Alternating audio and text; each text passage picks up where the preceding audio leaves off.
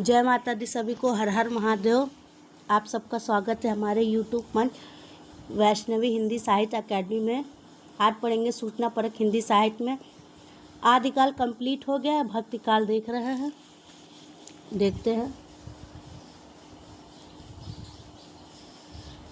भक्तिकाल 1375 विक्रम संवत 1700 विक्रम संवत 1318 ईस्वी से 1643 तक। ठीक है, आप सबको बताते हैं हम कि हिंदी साहित्य का संवेदना का विकास चल रहा है। रामस्वरूप चतुर्वेदी का हिंदी साहित्य का सरल इतिहास कंप्लीट हो गया है और डॉक्टर नागेंद्र का इतिहास चल रहा है और बच्चन सिंह का दूसरा इतिहास भी चल रहा है। ठीक है, और ये हिंदी साहित्य जो है सूचना परक हिंदी साहित्य है, ये भी चल रहा है। ठीक है, भक्ति शब्द की उत्पत्ति भज धातु से मानी जाती है। भक्ति शब्द का सर्वप्रथम उल्लेख श्वेतर उपनिषद में मिलता है। भक्ति सूत्र में के आदि प्रेरणता नारद मुनि माने जाते हैं।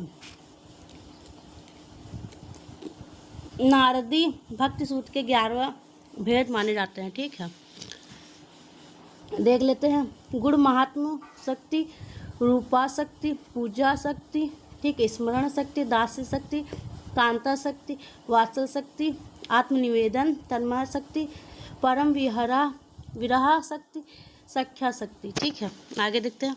हिंदी साहित्य में भक्ति काल का प्रारंभ दक्षिण भारत के अलवार भक्तों की परंपरा से हुआ है। इन अलवार भक्तों की संख्या 12 मानी गई। इंपॉर्टेंट है, अलवार भक्तों की संख्या कितनी है? तो 12 है। अलवार भक्तों द्वारा लिखे गए 4000 पदों का संकलन नलियार द्वीप प्रबंधन शीर्षक ग्रंथ में नाथ मुनि द्वारा संकलित किया गया है। 12 अलवार भक्तों में प्रथम भक्त नमलवार सटकोप माने जाते हैं, जबकि महिला भक्तों में अंडाल का नाम प्रमुख है, जिन्हें दक्षिण की मीरा कहा जाता है। ठीक है, 12 अलवार भक्तों का संतों के नाम देख लेते हैं। सारा योगी, भूत योगी, महद योगी, भ्रांत योगी, भक्तिसार, सटकोप, मधुर कवि, कुलशेखर, विष्णुचरित, गोदा भक्ति, तमिल नाम अंडाल, भक्ता निद्रेण, मुनिवाहन, परकाल। ठीक है, भक्ति के आद्याचार्य रामानुज माने जाते हैं। इनका जन्म कांचीपुरम में हुआ था। रामानुज के गुरु का नाम कांचीपुर था। ये जो शूद्र थे, देख लेते हैं।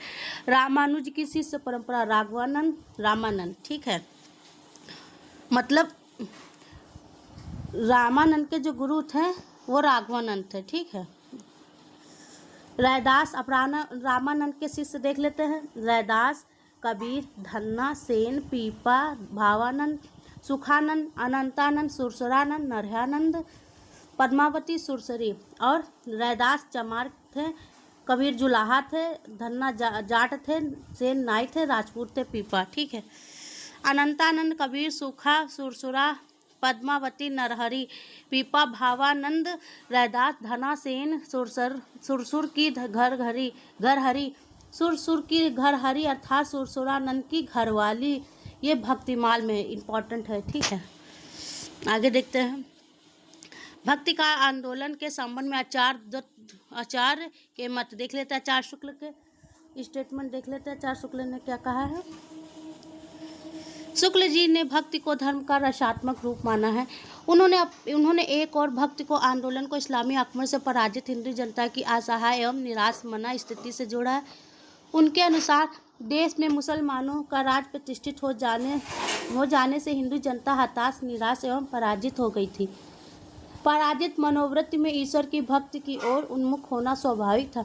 हिंदू जनता में भक्ति भावना के माध्यम से अपनी आध्यात्मिक श्रेष्ठता दिखाकर पराजित मनोवृत्ति का समन किया। तत्कालीन धार्मिक परिस्थितियों ने भी भक्ति के प्रसार में योगदान दिया। नाथ सिद्ध योगी तथा अपनी रहस्यदर्शी शुष्क वाणी में जनता को उपदेश दे रहे थे। भक्ति आदि हृदय के प्रकट भावों से उसका कोई सामंजस्य न था। भक्ति भावना से ओतप्रोत साहित्य ने इस अभाव की पूर्ति की।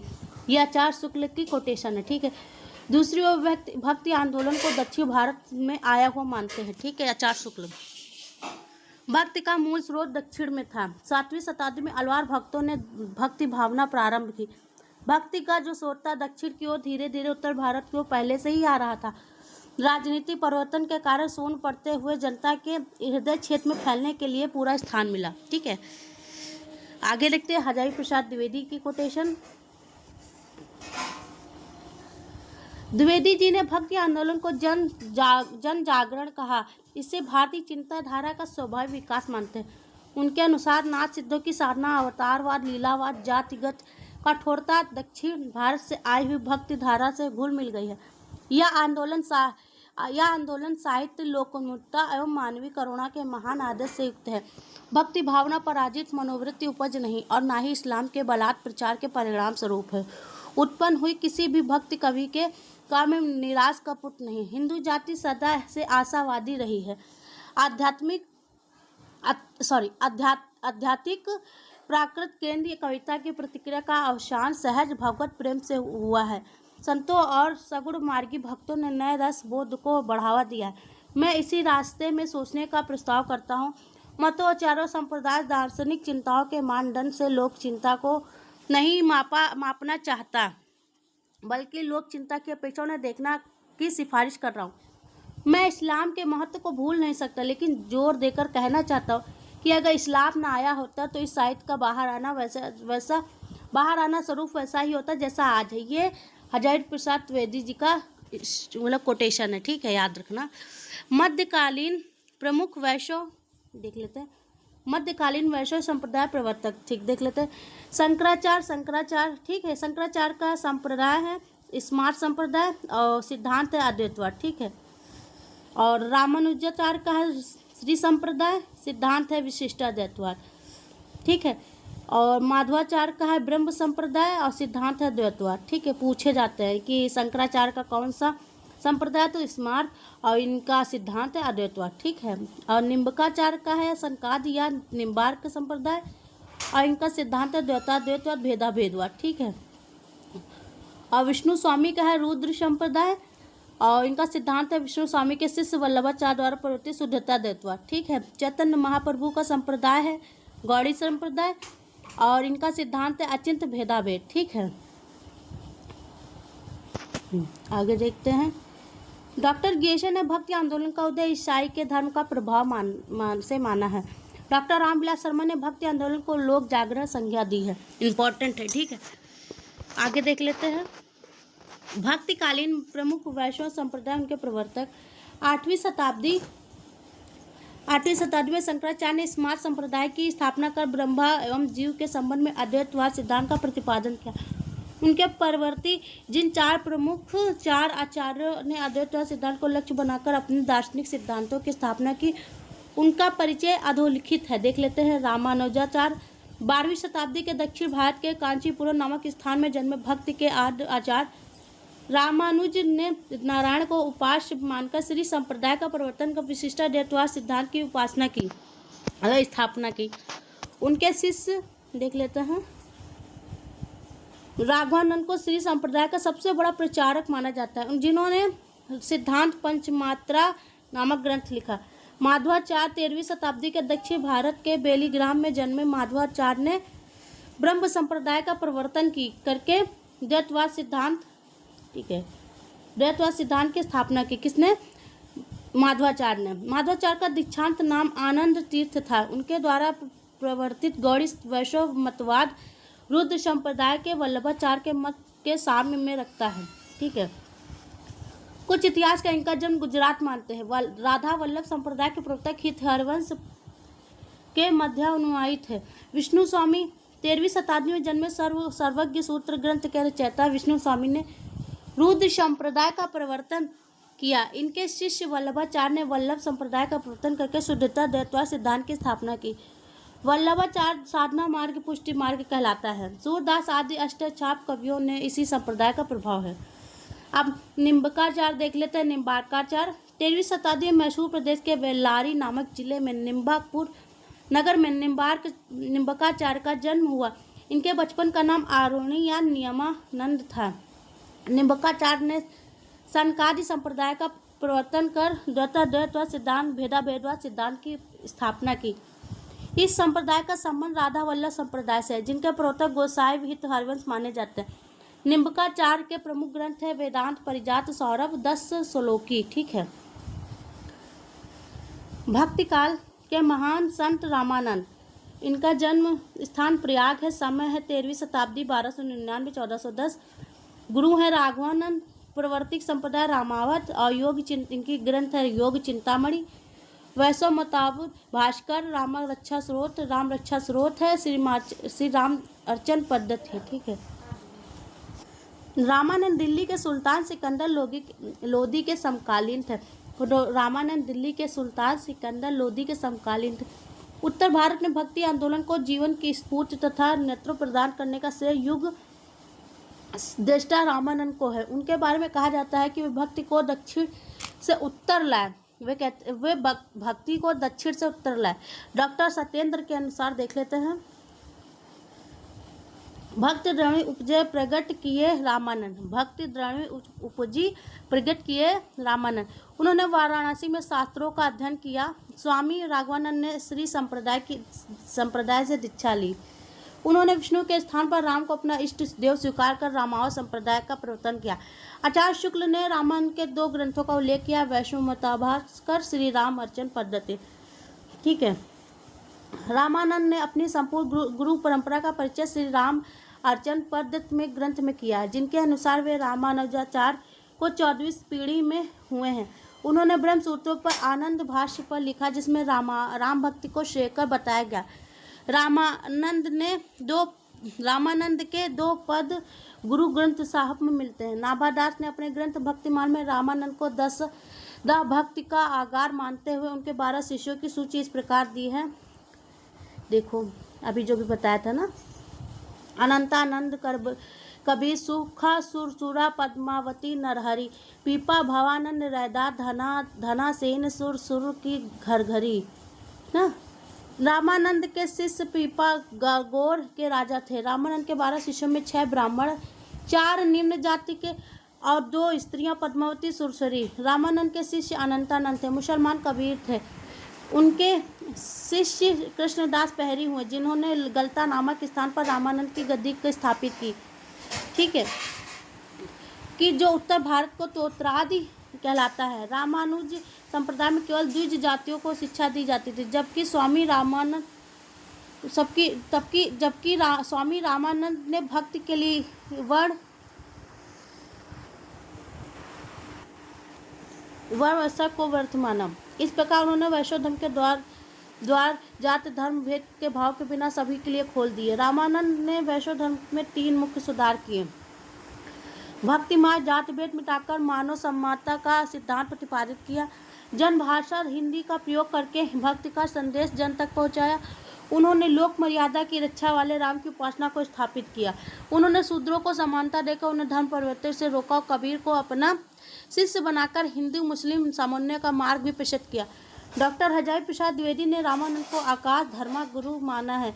दिनकर ने संस्कृत के 4 अध्याय में ग्रंथ में लिखा है। क्या लिखा है देख लेते हैं। विचार से कठोर वर्णाश्रम समर्थक थे, आचार से वह दयालु थे, इसलिए उनके शिष्य परंपरावादी तथा परिवर्तनवादी 2 भागों में विभाजित हो गए। प्रथम तुलसीदास नाभा थे। ठीक है, प्रथम तुलसीदास, दूसरे नाभादास थे। द्वितीय के प्रतिनिधि विचारक कबीर थे।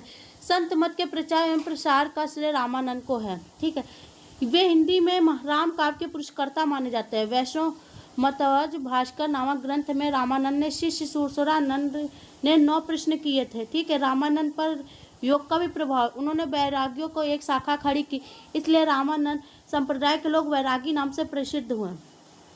प्रसिद्ध पंक्तियां देख लेते हैं। जाति पूछे नहीं कोई, हरि को भजे सो हरि कहो। आरत कीजिए हनुमान लला की, दुष्ट दलन रघुनाथ कला की। बिकट कटक रे भाई काया चढ़ान जाई। ठीक है, काहो जाइए हो घर लागो रंग, मेरे चंचल मन भयो अपंग। शब्द तो हृदय में बसे, शब्द नैनों में बसे। ठीक है, आगे देखते हैं। भक्तिकालीन साहित्य का विभाजन देख लेते हैं। इधर देखो, निगुण भक्ति धारा, जिसकी उपधाराएं हैं ज्ञानशयी, प्रेमाशयी। ज्ञानशयी को शांति का प्रेम का कहते हैं। ठीक है, इधर सगुण धारा की उपधारा है रामशयी, कृष्णशयी, जिसको रामशयी को राम भक्ति काव्य कहते हैं और कृष्ण भक्ति को कृष्ण काव्य कहते हैं। कृष्ण। ठीक है, अब आगे देखते हैं। कृष्ण भक्ति काव्य परंपरा के देखते हैं। वल्लभ संप्रदाय, निम्बार्क संप्रदाय, राधा वल्लभ संप्रदाय, हरिदासी या सखी संप्रदाय, चैतन्य गौड़ी संप्रदाय। ठीक है, आगे देखते हैं। भक्तिकालीन साहित्य का समान विशेषता देख लेते हैं। गुरु की महिमा है, भक्ति भावना का प्रधान है, अहंकार का त्याग है, नाम की स्मरण महत्ता है, बहुजन हिताय है, लोक भाषाओं का प्रधान है, समन्वयात्मकता है, प्रबंधात्मक चरित्रों का काव्य की रचना है। ठीक है। निगुण ज्ञान से भक्ति धारा के प्रमुख कवि, संत, काव्य परंपरा के प्रमुख कवि देखते हैं। कबीर हैं, एक मिनट, कबीर, रैदास, नानक, हरिदास, निरंजनी, दादू, दयाल, मलूक दास, धर्मदास, सुंदर दास, रज्जब, गुरु अंगद, रामदास, ये निगुण ज्ञान से भक्त धारा के प्रमुख कवि हैं, जिनको संत काव्य परंपरा के प्रमुख कवि बोलते हैं। अब फिर आगे देखते हैं। अमरदास, अर्जुन देव, लालदास सिंगा, बाबा लाल, वीरभान, निपट रंजनी, शेख फरीद, संत भीषण, संत सदना, संत बेनी, संत पीपा, संत धन्ना। ठीक है। टिप्पणी, डॉक्टर पीताम्बर दत्त बर्तवाल ने संत शब्द का संबंध शांत रस से माना है। ठीक है, जिसका अर्थ है निवृत्त मार्गी या वैरागी। संत काव्य परंपरा के प्रमुख कबीर माने जाते हैं, मतलब प्रमुख कवि है, कबीर माने जाते हैं। दयाबाई, सहजोबाई, बाबरी साहिबा प्रमुख निगुण संत महिलाएं भी हैं। ठीक है। कबीर दास के बारे में देखते हैं। जन्म हुआ 1398। ठीक है, इसे ठीक है, ठीक है। स्थान है काशी और इनकी मृत्यु हुई 1518। स्थान है मगहर। ठीक है। पालन पोषण अली या नीरू या निर्मा दंपति द्वारा। परिवार है पत्नी लोई, पुत्र है कमाल, पुत्री है कमाली। ठीक है। इनके गुरु हैं रामानंद कबीर के। और वाणी संग्रह है साखी शबद रमैनी। आगे देखते हैं। कबीरदास, कबीर शब्द की अरबी भाषा का है। इंपॉर्टेंट है कि कबीर शब्द किस भाषा का है, तो अरबी भाषा का है, जिसका अर्थ होता है महान या श्रेष्ठ। कबीरदास दिल्ली सुल्तान सिकंदर लोदी के समकालीन थे। सिकंदर लोदी द्वारा कबीर पर किए गए अत्याचारों का उल्लेख अनंत दास ने कबीर परिचय में मिलता है। कबीर चरित बोध प्रथम ग्रंथ, जिसमें कबीर का आविर्भाव काल 1455 विक्रम संवत का स्पष्ट उल्लेख मिलता है। मुस्लिम परंपरा शेख तकी को कबीर का गुरु मानती है, जबकि दविस्तान ने लेखक इख्तियार मोहसिन फानी और पैसासी भाषा की कृत प्रसंग परिजात के लेखक चैतन्य दास ने रामानंद को कबीर गुरु माना है। ठीक है, जो अगणित प्रमाणों से भी सर्वमान्य है। सर्वप्रथम कबीर को बानियों का प्राचीनतम नमूना गुरु ग्रंथ साहब में मिलता है। कबीर की बानियों को संकलित करने का श्रेय बीजक में उनके शिष्य धर्मदास को। बीजक के 3 भाग है, देख लेते हैं। बीजक के 3 पार्ट्स हैं। साखी शबद रमैनी। साखी यह संस्कृत के साक्षी सबसे विकृत है, एक मिनट, और धर्मोपदेश में अर्थ में प्रयुक्त हुआ है। कबीर की शिक्षा और सिद्धांतों का निरूपण अधिकतर साखियों में हुआ। यह दोहा छंद में इंपॉर्टेंट है, क्योंकि इसमें पूछ सकते हैं कि साखी है क्या है, तो साखी दोहा छंद में लिखा गया। ठीक है। इसकी भाषा सड़कुड़ी अर्थात राजस्थानी पंजाबी मिली हुई है। आगे देखते हैं। साखियों के संबंध में कबीर के मत देख लेते हैं। साखी आखी ज्ञान की समुझी, लेह मन माही, बिन साखी संसार का झगड़ा छूटे नाही। हरजी है विचारिया, साखी कहो कबीर, भव सागर में जीव जो पकड़े या तीर। ठीक है। शब्द गेह पद में रचे गए हैं। इंपॉर्टेंट है। शब्द किस में रचे गए हैं, तो गेह पद में, जिसमें विभिन्न राग रागनियों का निर्वाह प्रचुर मात्रा में हुआ। इसकी भाषा तत्कालीन मध्य देश की ब्रज भाषा है। इसमें कबीर ने आध्यात्मिक एवं रहस्यवादी अनुभूति की व्यंजना साधनात्मक अर्थों के बोध के लिए प्रतीकों का प्रयोग मुक्त रूप में किया है। इसमें कबीर की प्रेम एवं अंतरंग साधना की अभिव्यक्ति हुई है। रामायणी या दोहा चौपाई में रची गई है। इंपॉर्टेंट है। रामायणी किस में रची गई है, तो दोहा चौपाई में रची गई है। इसमें कबीर ने रहस्यवादी दार्शनिक विचारों को प्रकट किया है। इसकी भाषा ब्रज है। ठीक है। आईने अकबरी में उल्लेख मिलता है कि कबीर की मृत्यु के बाद उनका शव अंतिम संस्कार करने के लिए 2 शिष्यों ने वीर सिंह बाघेल, बनारस के राजा, बिजली खां, गोरखपुर का नवाब के मध्य विवाद हुआ। ठीक है। महात्मा कबीर के संबंध में विचारकों का मत है। आचार्य शुक्ल ने कबीर के साहित्य में प्रयुक्त भाषा को षडुक्री भाषा कहा है। ठीक है। डॉक्टर श्याम सुंदर दास ने कबीर के साहित्य में प्रयुक्त भाषा को पंचमेल खिचड़ी कहा है। हजारी प्रसाद द्विवेदी ने कबीर की भाषा को भाषा का डिटेक्टर कहा है। ठीक है। डॉक्टर बच्चन सिंह ने कबीर की भाषा को संत भाषा का। इंपॉर्टेंट है, पूछ लेते हैं कि पंचमेल खिचड़ी किसने कहा है, तो श्याम सुंदर दास ने कहा। हजारी ने भाषा का डिटेक्टर कहा है और बच्चन सिंह ने भाषा का संत कहा है। आगे देखते हैं। हिंदी साहित्य के 1000 वर्षों से इतिहास में कबीर जैसा व्यक्तित्व को लेकर कोई उत्पन्न नहीं हुआ। महिमा में यह व्यक्ति केवल एक ही प्रतिद्वंदी जानता है कि तुलसीदास। 15वीं शताब्दी में कबीर सबसे शक्तिशाली प्रभावोत्पादक व्यक्ति थे। कबीर ने कविता लिखने की प्रतिज्ञा करके अपनी बातें नहीं कही। उनकी छंद, योजना, उक्ति, वैचित्र और अलंकार विधान पूर्ण रूप से स्वाभाविक और अत्यंत साधित था। युगावतार की शक्ति और विश्वास से लेकर पैदा हुए और एक वाक्य में उनके व्यक्तित्व को कहा जा सकता है, वे सिर से पैर तक मस्त मौला थे। बेपरवाह, दृढ़, उग्र, कुसुमाद, कोमल, वज्रादप, कठोर। कबीर पहुँचे हुए ज्ञानी थे। उनका ज्ञान पोथियों से चुराई हुई सामग्री नहीं, वह सुनी सुनाई बातों का बेमेल भंडार था। आचार्य हरि प्रसाद का ये कोटेशन इंपॉर्टेंट है, ठीक है। जैसा कबीर का जीवन संसार से ऊपर उठा हुआ, वैसे ही उनका काव्य साधारण कोटि से ऊंचा हुआ था। श्याम सुंदर दास, भूमिका, कबीर ग्रंथावली।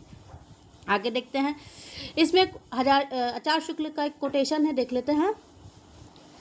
इसमें कोई संदेह नहीं कि कबीर ने ठीक मौके से जनता के उस बड़े भूभाग को संभाला जो नाथपंथियों के प्रभाव से, प्रेम भाव और भक्ति रस से शून्य शुष्क पड़ता जा रहा है। भाषा बहुत परिष्कृत और परिमार्जित होने पर भी कबीर का उक्तियों में कहीं कहीं विलक्षण प्रभाव और चमत्कार है। प्रतिभा उनमें प्रखर थी, इसमें संदेह नहीं। कबीर ने अपनी फटकार के द्वारा हिंदुओं और मुसलमानों का कट्टरपन दूर करने का जो प्रयास किया वह अधिकतर चिढ़ाने वाला सिद्ध हुआ, हृदय को स्पर्श करने वाला नहीं। कबीर ने भारतीय ब्रह्मवाद, सूफियों के भावात्मक रहस्यवाद, हठ योग का साधनात्मक रहस्यवाद, वैश्यों के अहिंसावाद, प्रपत्तिवाद को लेकर अपना मत खड़ा किया, ठीक है। और ये नाबादात का भक्ति विमुख जो धर्म ताही अधर्म कर गायो, कबीर कान राखी नहीं वर्णाश्रम सट दर्शनी, भक्तिमान नाबादास का है, ठीक है, इंपॉर्टेंट है। आप कबीर पर लिखी हुई प्रमुख टीकाएं देख लेते हैं। इधर लेखक है, इधर ग्रंथ है, ठीक है। कबीर ग्रंथावली किसकी है? श्याम सुंदर दास, माता प्रसाद गुप्त, पारसनाथ त्रिपाठी। हरिओद ने लिखा है कबीर वचनावली, ठीक। हजारी प्रसाद द्विवेदी ने कबीर लिखी है, ठीक है। और डॉक्टर राम कुमार वर्मा ने लिखा संत कबीर, कबीर का रहस्यवाद। और रामचंद्र तिवारी ने लिखा कबीर मीमांसा। आचार्य परशुराम चतुर्वेदी ने लिखा कबीर साहित्य की परख। डॉक्टर रघुवंश ने कबीर एक नई दृष्टि लिखा है। गोविंद त्रिगुयात ने लिखा कबीर की विचारधारा। और राम जी लाल ने लिखा कबीर दर्शन। और ये क्या है, भूदेव सिंह ने लिखा कबीर वाङ्मय 3 भागों में। और डॉक्टर धर्मवीर ने लिखा कबीर बाज भी कपोत भी पपीहा भी। कबीर के आलोचक एक कबीर। हजारी प्रसाद द्विवेदी का प्रक्षिप्त चिंतन, कबीर और रामानंद की किंवदंतियाँ, ये डॉक्टर धर्मवीर का है, ठीक। आगे देखते हैं।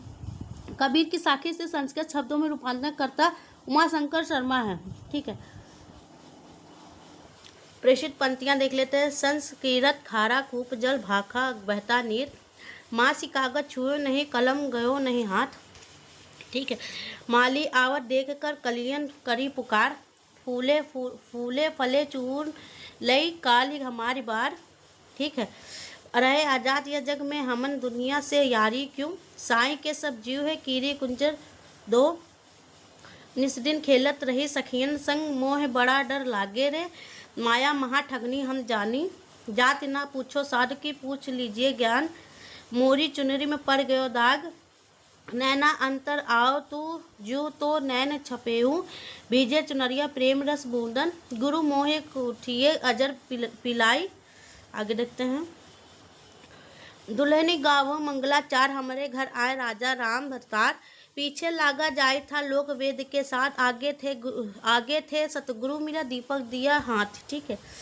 और तो क्यों पीव मिलेंगे घूंघट के पर खोल रे, सपने में साई मिले सोवत लिए जगाए, संतो आए ज्ञान की आंधी, पूजा सेवा नेम व्रत गुड़ियन का से खेल, गुरु गोविंद 2 खड़े काके लागो पाए, दशरथ सुत के तिहो लोग बखाना, राम नाम का मरम है आना, आपहु देवा आपहु पाति आपहु कुल आपहु है जाति, तत्व माँ से इनके ते उपदेशा, यही उपनिषद कहे संदेशा, जाग बलिक ओ जनक संवादा, दत्तो है वे रस स्वादा। ये भी गहना एक कनक ते गहना, ठीक है।